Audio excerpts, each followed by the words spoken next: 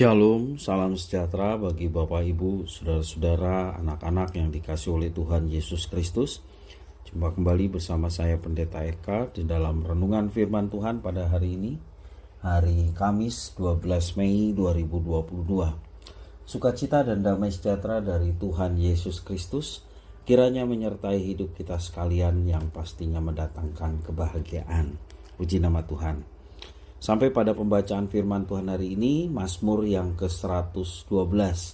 Kiranya firman Tuhan memberkati kita sekalian. Baik Bapak Ibu Saudara-saudara, anak-anak yang dikasihi oleh Tuhan, sebelum kita akan merenungkan bagian firman Tuhan hari ini, kita berdoa. Tuhan Bapa di surga, di dalam Yesus Kristus, kami mengucapkan syukur dan terima kasih kepadamu ya Tuhan, untuk kasih dan pemeliharaan Tuhan kepada kami, yang sungguh nyata kami alami. Tidak ada yang bisa kami balas untuk setiap kebaikan yang Tuhan nyatakan, selain daripada memuji, menyembah Tuhan sepanjang hidup kami. Karena itu Tuhan, kami ingin terus belajar apa yang Tuhan ingin kami lakukan melalui kebenaran firman Tuhan yang kami baca dan renungkan. Mampukan kami Tuhan untuk dapat memahaminya, juga Tuhan menolong kami ketika kami dapat menerapkan kebenaran firman itu dalam hidup kami setiap hari. Terima kasih ya Bapa, inilah diri kami. Kami sedia untuk belajar firman Tuhan. Demi nama Tuhan Yesus kami berdoa dan bersyukur. Haleluya. Amin. Mazmur 112. Haleluya. Berbahagialah orang yang takut akan Tuhan, yang sangat suka kepada segala perintahnya. Anak cucunya akan perkasa di bumi, angkatan orang benar akan diberkati. Harta dan kekayaan ada di dalam rumahnya, kebajikannya tetap untuk selamanya. Di dalam gelap terbit terang bagi orang yang benar, pengasih dan penyayang orang yang adil. Mujur orang yang menaruh belas kasihan dan yang memberi pinjaman, yang melakukan urusannya dengan sewajarnya. Sebab ia takkan goyah untuk selama-lamanya. Orang benar itu akan diingat selama-lamanya. Ia tidak takut kepada kabar celaka. Hatinya tetap penuh kepercayaan kepada Tuhan. Hatinya teguh. Ia tidak takut sehingga ia memandang rendah para lawannya. Ia membagi-bagikan. Ia memberikan kepada orang miskin. Kebajikannya tetap untuk selama-lamanya. Tanduknya meninggi dalam kemuliaan. Orang fasik melihatnya lalu sakit hati.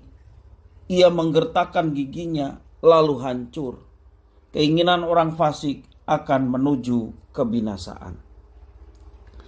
Bapak Ibu Saudara-saudara yang dikasihi oleh Tuhan, kalau kita membaca Mazmur ini menyebutkan ada dua tipe orang. Yang pertama orang yang takut akan Tuhan. Kita baca ayat 1 sampai yang ketiga.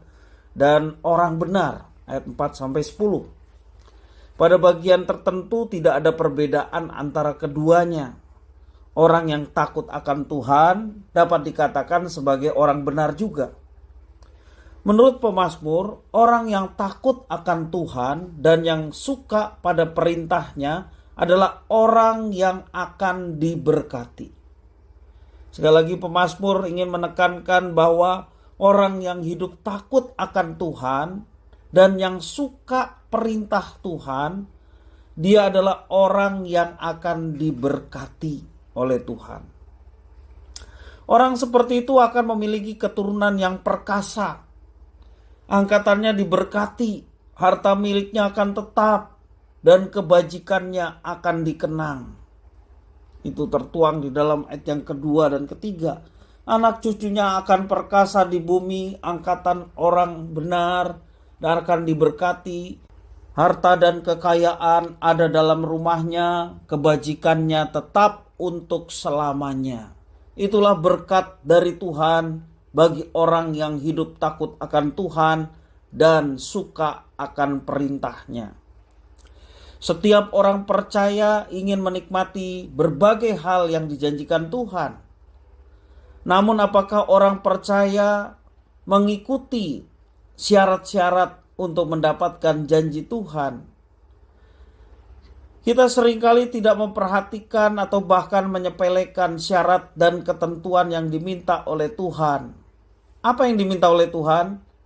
Yaitu hidup takut akan Tuhan. Di sini pemazmur menekankan bahwa takut akan Tuhan adalah prinsip utama dari semua kebijaksanaan dan sumber kebahagiaan sejati.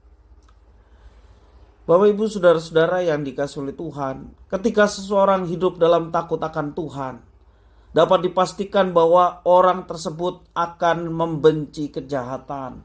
Itu secara otomatis, ya. Orang yang takut akan Tuhan akan menghindarkan diri dari kesombongan, menghindarkan dari kecongkakan, bahkan tidak ada kamusnya dari orang yang takut akan Tuhan hidup sombong dan congkak. Juga akan menjauhkan diri dari tingkah laku yang jahat. Demikian juga mulutnya mengucapkan sesuatu yang teratur dan tidak penuh dengan tipu muslihat ataupun sesuatu yang merusak orang lain melalui mulutnya. Bapak, Ibu, saudara-saudara, hal itu dilakukan oleh orang yang hidup takut akan Tuhan karena ia telah menghayati bagaimana sikap yang seharusnya dimunculkan dari orang yang hidup takut akan Tuhan. Dalam berpikir, cara hidup, dan juga kerohaniannya, sungguh-sungguh dia menghayati bagaimana hidup yang menyenangkan akan Tuhan, yakni hidup takut akan Tuhan. Hidup yang demikian tidak hanya menyelamatkan kita, tetapi juga orang-orang yang ada di sekitar kita juga akan merasakan dampak positif dari kehidupan orang yang takut akan Tuhan. Sedangkan harta kekayaan, nama baik akan mengikuti sebagai berkat Tuhan bagi orang yang takut akan Tuhan. Ketika berbicara tentang orang benar, di sini pemazmur menuliskan beberapa ganjaran yang akan diberikan Tuhan kepada orang yang benar dalam ayat yang keempat sampai yang ketujuh. Namun apakah kita dapat menyebutkan diri kita sebagai orang benar? Padahal tidak ada seorang pun yang benar. Dalam Roma pasal 3 ayat 10 Rasul Paulus menekankan bahwa tidak ada yang benar, seorang pun tidak. Paulus juga menegaskan bahwa orang benar adalah orang yang percaya kepada Tuhan, sehingga berdasarkan imannya, yakni percaya kepada Tuhan Yesus Kristus, maka Tuhan Allah yang membenarkan orang tersebut. Kita dibenarkan oleh karena iman percaya kepada Tuhan Yesus. Sebagaimana Roma pasal 4 ayat yang kelima mengatakan, tetapi kalau ada orang yang tidak bekerja, namun percaya kepada Dia yang membenarkan orang durhaka, imannya diperhitungkan menjadi kebenaran. Jadi Bapak, Ibu, saudara-saudara, walaupun dalam Roma pasal 3 ayat 10 mengatakan tidak ada seorang pun yang benar, seorang pun tidak. Roma 3 ayat 23 mengatakan semua orang telah berbuat dosa, tidak ada yang benar, ya. Tetapi kalau seorang tersebut memiliki iman percaya kepada Tuhan Yesus, maka Tuhan yang akan memperhitungkannya sebagai kebenaran. Tuhan Yesus sendiri mengatakan, akulah jalan, kehidupan, dan kebenaran. Artinya di dalam Yesus bukan saja menjalani kehidupan yang benar, tetapi juga ada pembenaran ketika kita dalam pengadilan tahta Tuhan yang meminta untuk kita sempurna dan hidup di dalam kekudusan. Namun keberdosaan kita yang sesungguhnya tidak melayakkan kita untuk menerima semuanya itu. Di dalam Yesus Kristus kita yang berdosa diberikan satu anugerah yang sedemikian besar, yaitu kita dibenarkan karena iman percaya kepada Tuhan Yesus. Mengucap syukur kepada Tuhan.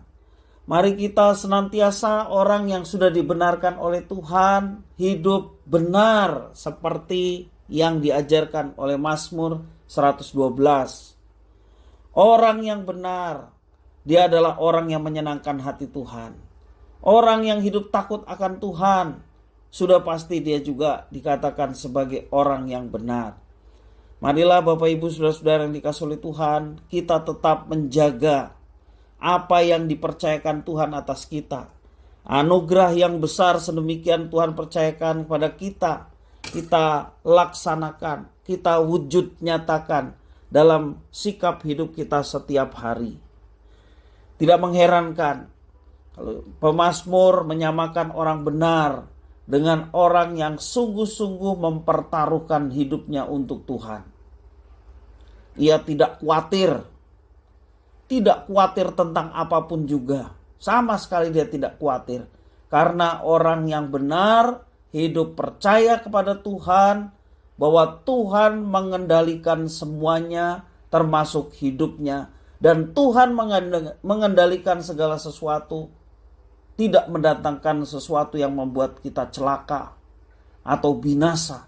Tetapi Tuhan mengendalikan segala sesuatu untuk mendatangkan yang baik bagi setiap orang yang hidup benar, bagi setiap orang yang hidup takut akan Tuhan. Kiranya firman Tuhan memberkati kita sekalian. Kita berdoa.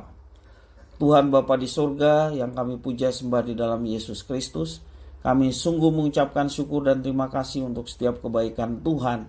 Juga atas firman Tuhan yang mengajarkan kami untuk hidup takut akan Tuhan dan hidup benar di hadapan Tuhan. Sebagai persyaratan, kalau kami boleh mendapatkan penyertaan, pertolongan, bahkan segala yang diperlukan, dibutuhkan kami di dunia ini, Tuhan juga yang akan mencukupkan karena anugerah, penyertaan dan berkat Tuhan. Terima kasih ya Tuhan atas firman-Mu. Sekali lagi kami mohon Roh Kudus untuk memampukan kami untuk dapat menerapkannya dalam hidup kami. Terpujilah nama-Mu Bapa, demi nama Tuhan Yesus kami berdoa. Haleluya. Amin.